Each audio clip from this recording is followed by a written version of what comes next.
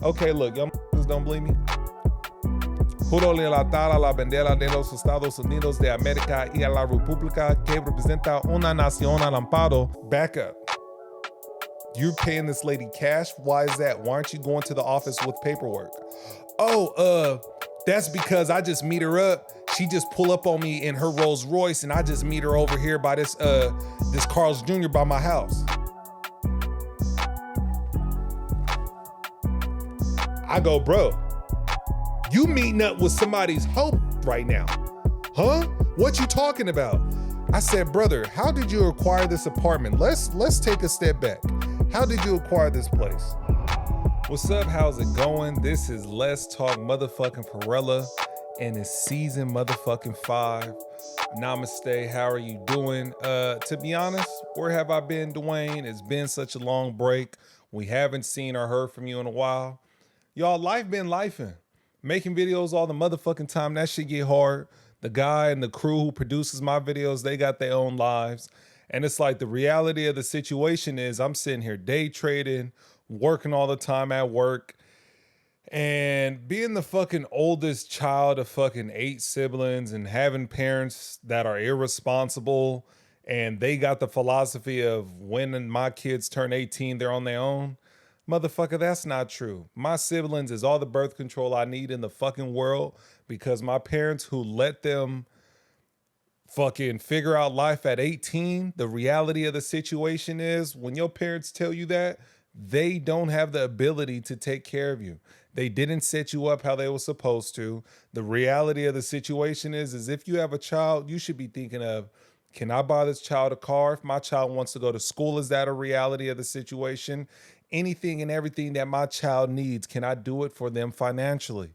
Not, oh, I want this out of love or I want a big family. If you can't think A all the way through Z for your child, don't have a child. It is extremely selfish to have kids because you want to live through them or you want to restart your life. Or if you wasn't a star athlete, you're going to raise a son and try to throw him in football.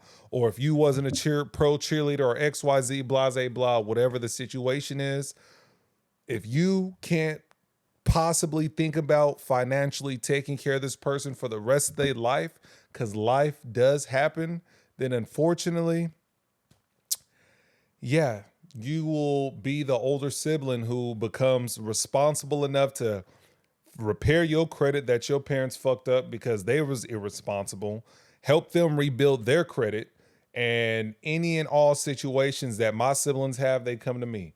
Not saying it's a problem at all, just saying that shit.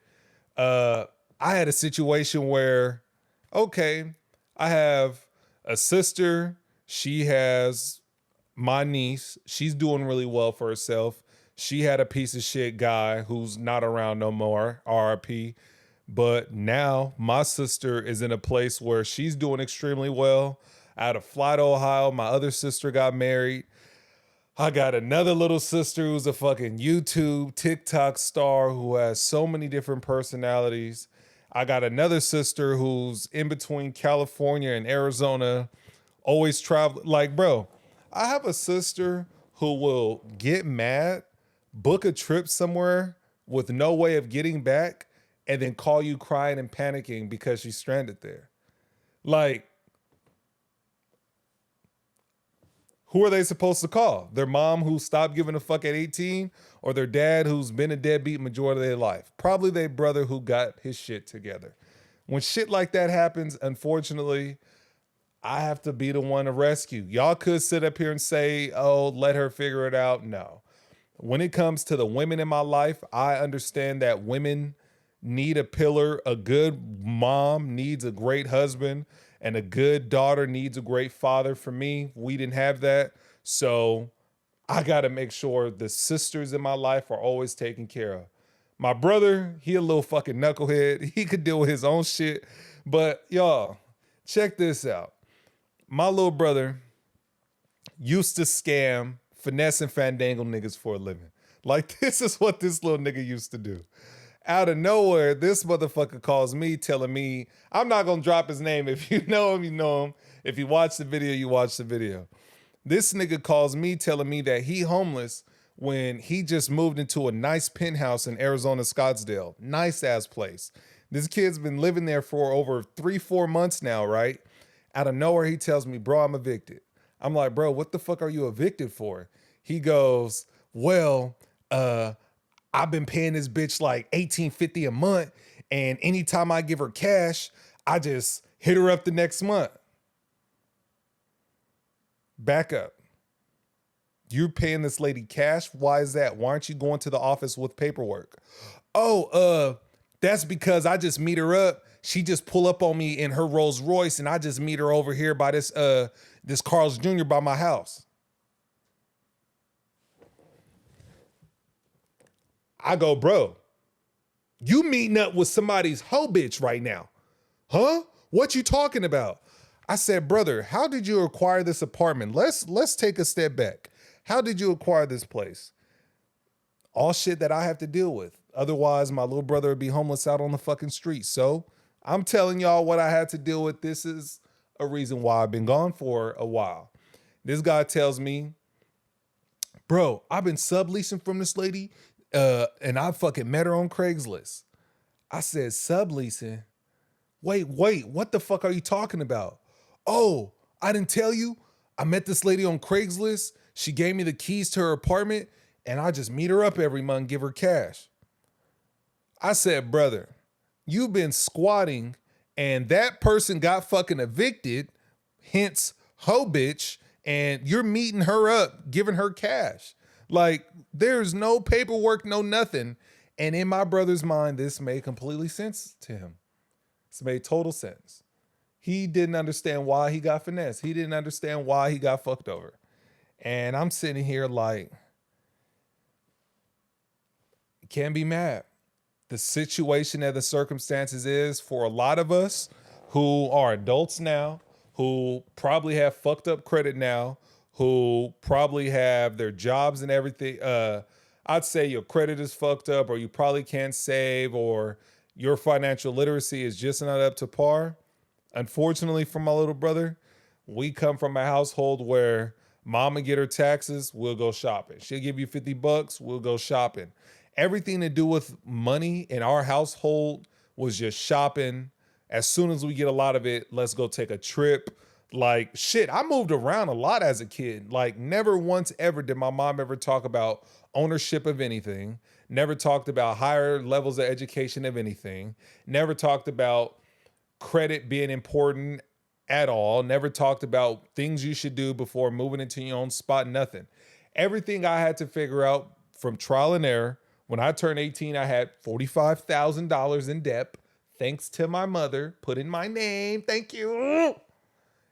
And the only thing that I could have done is when I called it blows my motherfucking mind how credit is so important, but they can't tell how old somebody is by their credit. How come you can't run a credit score and be like, 8 years old? You can tell my entire name, date of birth, and everything, but not my age. How does somebody have $45,000 in debt at 18 years old? I'm talking about repos, loans, mortgages, AT&T, PG&E, all that in my name, water bills. What the fuck? I call all these places trying to explain to these people that it's impossible that in 2006 and 5 I did all these things. I was 10 and 11 years old. I just turned 18. How did I and the only thing they told me was, since it's credit fraud, I can press charges or pay for it myself. Some places did get rid of it for me. Mad as fuck, took it on the chin. They did get rid of the credit for me. A lot of places did not. My only circumstances was press charges on my mother or fucking pay it off. So from age 18 to fucking 24 years old, I didn't get no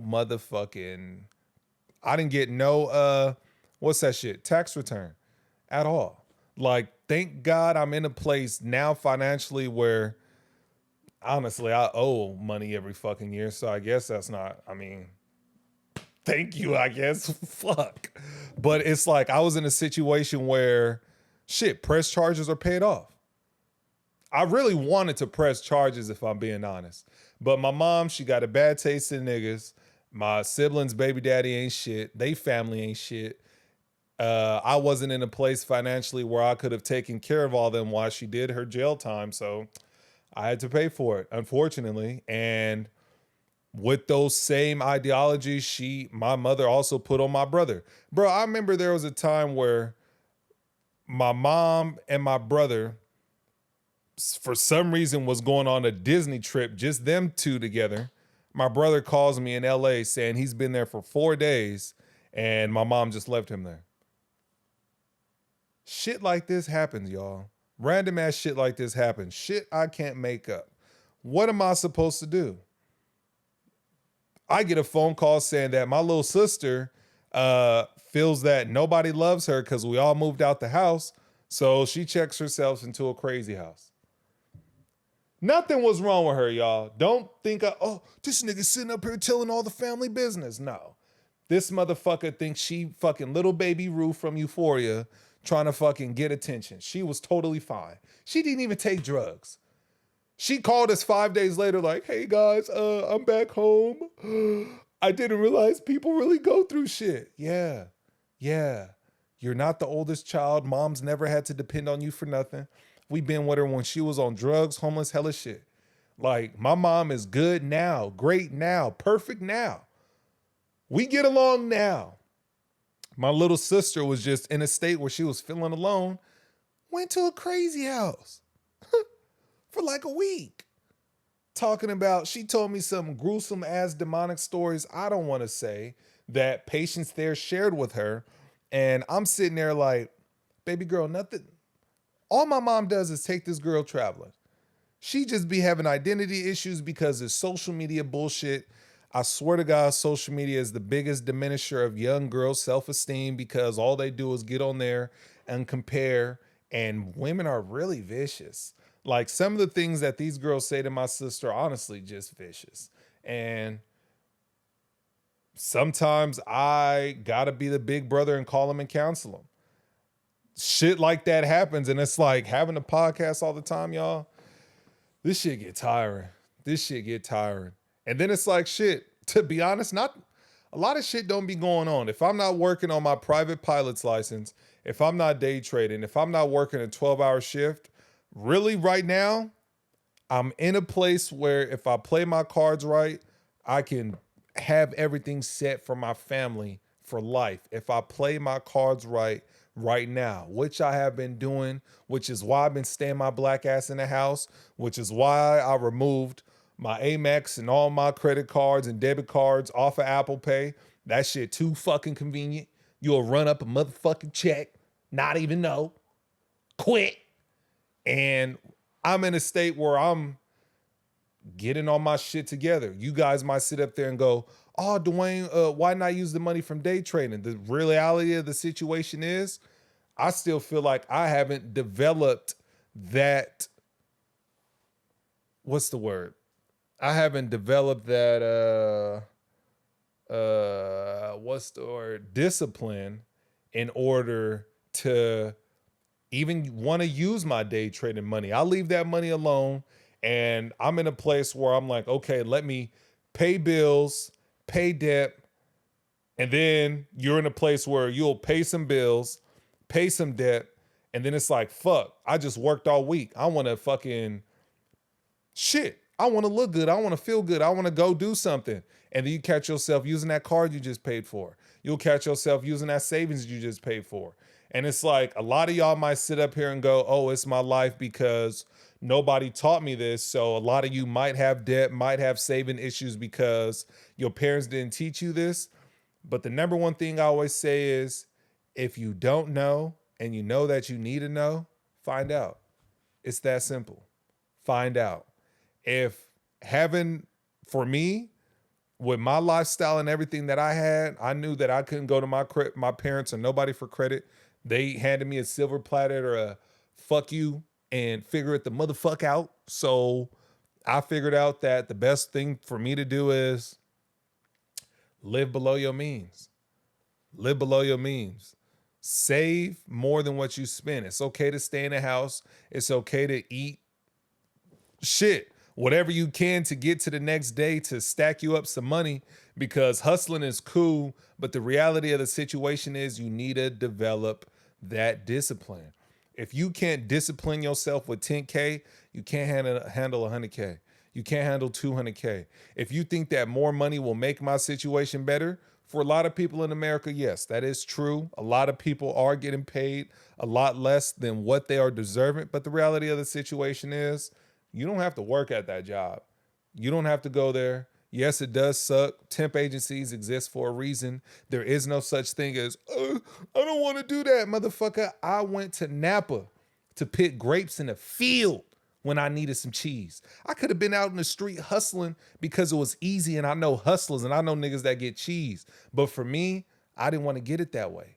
I wanted to develop the discipline of hard work to get my paper, understanding the mindset of where I am today is not where I am tomorrow. Shit, I learned all kind of Spanish working out there. I could tell you the Pledge of Allegiance in Spanish. Apparently that's something you got to learn when getting your... Okay, look, y'all motherfuckers don't believe me. Juro lealtad a la bandera de los Estados Unidos de América y a la República que representa una nación al amparo de Dios que invisible y justicia para todos. Nigga, like, you think I wanted to learn that shit because it was going to be equipped to me? I had to learn conversation for where I was at in order to adapt to my environment. Me llamo Dionisio, ¿y tú? My name Dwayne. What's yours? Quit playing. I know all my numbers. I know how many hours we gonna work. I know how long we gonna get. Like, you think I wanted to go through that because it's something I wanted to do, when in reality is I lack discipline. I needed to get it from somewhere. That's where I developed it at. Once motherfuckers from the hood, we'll always hear our parents say, go get a chain, go get some jewelry, go get something like that to build your credit. No, motherfucker. Go to Capital One, get you a student card.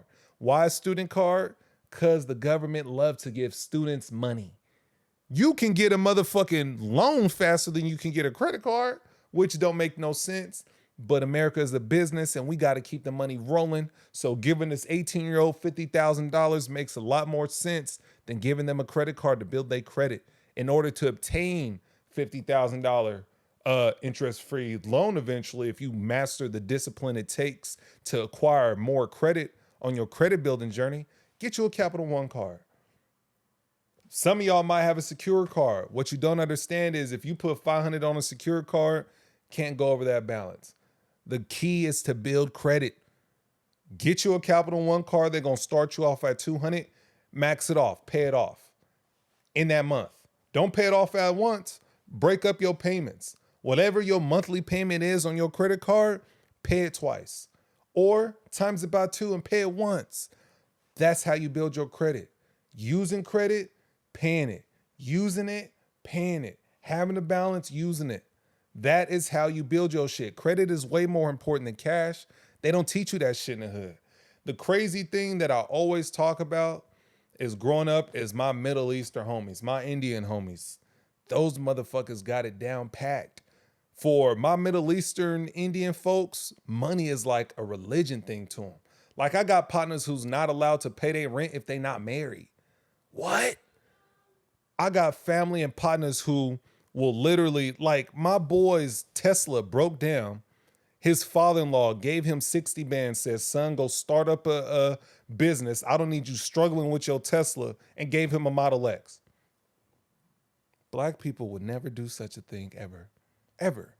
I got a partner, Middle Eastern, my boy Ishmael Aralahim, best friend in the whole wide world. Him and his brother Khalid both have wives. These motherfuckers stay in one house. They share one bank account. Everybody driving foreign whips, taking crazy trips. I said, bro, how? He's like, brother, if you need money, you take. You don't need money, you add. If we all don't need money, it's for our children. What the fuck? That is just a religious philosophy. You marry my daughter, Pops is going to take care of you. Black folks would never do such a thing. Like, it's absolutely crazy. Like, for us, for our people, it's like, shit, I'm black. I could say what I want. 500 years of slavery does do something to somebody. 500 years of We don't know how to see each other when it's always, I need to be in that situation or nobody can be in that position. When it's like, in reality, I just need to see somebody who looked like me in that situation. And it's like, I feel like if we crack that code, we'll be unstoppable. If we put money into our kids' minds as if it's a cultural thing, we'll be unstoppable. I'm talking about not teaching your kids that saving money is a reward, but teaching them that it's a longevity discipline.